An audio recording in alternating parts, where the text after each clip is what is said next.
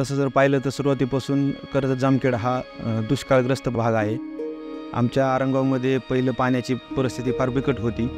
ओढा एकदम उथळ पद्धतीचा होता. त्याच्यामध्ये पाऊस झाला परिसरात तरी पाणी एक 10-20 मिनिटात किंवा अर्ध्या तासामध्ये निघून जायचं आमच्या वडील. इथं काय टिपका पाणी साचत नव्हतं. नाही कुणालाच पाणी नव्हतं. विहिरीला आमच्या प्यायला पाणी नव्हतं. पाखरांना प्यायला सुद्धा पाणी नव्हतं. जानेवारीमध्येच आम्हाला पाण्याचे बटकंती करावं लागायचे. पुढं पाणी विहिरी एखादी खोल शिंदून पाणी आणायचं. एक बोर होता तिथं जावं लागत होतं 1 किलोमीटर.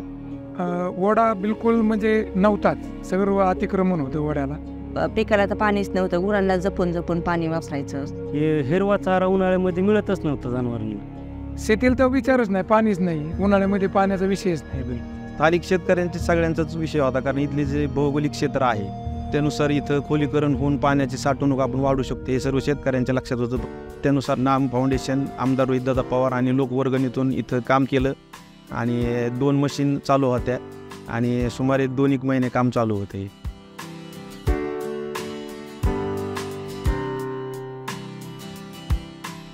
नाम फाउंडेशनने आपल्याला प्रथम गावामध्ये मशीन दिल्या आणि डिझेलचा 75% खर्च दादांनी दिला आणि 25% सर्व गावकऱ्यांनी मिळून खर्च केला आणि यामुळून पानखडक येथे 700 ते 800 मीटर खोलीकरण झालेलं आहे. नाम फाउंडेशननी आम्हाला पोकलँड दिली आणि डिझेलसाठी 75% कर्जत जामखेड एकात्मिक विकास संस्था त्यांनी रक्कम दिली. आम्ही 25% दिली. आम्ही ते जे काढलेली माती ते सर्व शेतकऱ्यांनी आम्ही आमच्या शेतामध्ये टाकून घेतली. साधारणतः 3-3.5 किलोमीटर ते ओढा रुंदीकरण केलं.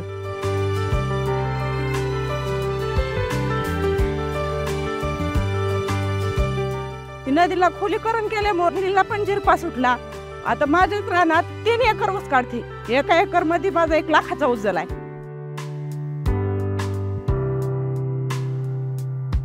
ते आज अशी परिस्थिती, साऱ्या पण फुल भरल्या. त्यामुळे आमच्या विहिरी पाणी वरतून चालले. इतकं पाणी आम्हाला आतापर्यंत कधीच आलं नव्हतं. त्यांचं जी समजा 5 क्विंटल जी माल होत होता आज डबल वाढला. त्यांचा 10 क्विंटलपर्यंत माल असं वाढतो राहतो. पहिल्यांदा उत्पादन मला 3 ते 3.5 लाखापर्यंतच व्हायचं. तर आता माझ्या अंदाजे एक 10 लाखापर्यंत उत्पादन 100% वाढेल. तर उन्हाळी पिकं सुद्धा आम्ही 100% घेऊ. तिथंच खाली एक शेतकरी आहे ना, 5 एकर कांदा होता. 6-7 लाख रुपयाचा कांदा झाला त्याला ह्या पाण्यावरती. माझ्याकडं 1.5 एकर क्षेत्र आहे. पहिलं ते जिरायत म्हणूनच आम्ही त्यात सिजनेबल पिकं घेत होतो. पण पाण्याचं इथं जसं आम्हाला उपलब्धता झाली तसं आम्ही आता तिथं लिंबुनीची बाग केलेली आहे. एक 1.5 क्षेत्रामध्ये सुमारे मी 175 झाडं लिंबुनीचे लावलेले आहेत. आधी आमचं उत्पन्न म्हणजे शेतीला कष्टालाच पुरत नव्हतं. पण आता असं वाटतंय की एकरामध्ये कमीत कमी 2 लाख रुपये कुठंच गेले नाही.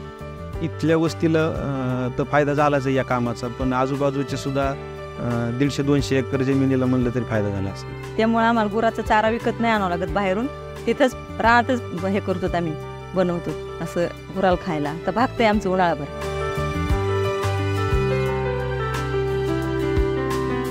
त्याच्यामुळं दूध उत्पादनातही वाढ झाली. माझ्याकडे 5 गायी आहेत आणि माझं दूध एक 60-70 लिटरच्या आसपास डेअरीला चालू असतं कंटिन्यू. त्याच्यातून खर्च अर्थ जाता मला महिन्याला 25,000 रुपये उत्पन्न राहतं शिल्लक. तर पहिले लोक इथून ऊस तोडायला खूप लांब जायचे. पण आता काय झालं, प्रत्येकात पाणी झाल्यामुळं काहींनी इथंच आपले व्यवसाय चालू केलेले आहेत आणि इथंच आता बऱ्यापैकी लोक इथंच राहायला लागलेत. तर मला 2 मुलं इथं, एक मुलगी आणि मग मुलगा. मुलगा इंजिनिअरिंग करतो IIT भुवनेश्वरला आणि मुलगी पेनला आहे. पण आता ह्याच्या आधी आता कसं होतं की थोडं पैशाचं थोडी अडचणी ना आता. पण आता ह्या कामामुळे काहीतरी शेतीतून आमचं उत्पादन वाढेल आणि उत्पन्नामुळे काहीतरी हातभार लागेल आता त्यांच्या शिक्षणाला बी. कारण की पाणी असल्यानंतर शेतकरी काही बी करू शकतो सर. पाणीच नाही तर आरत नाही तर पवऱ्यात कुठून येणार.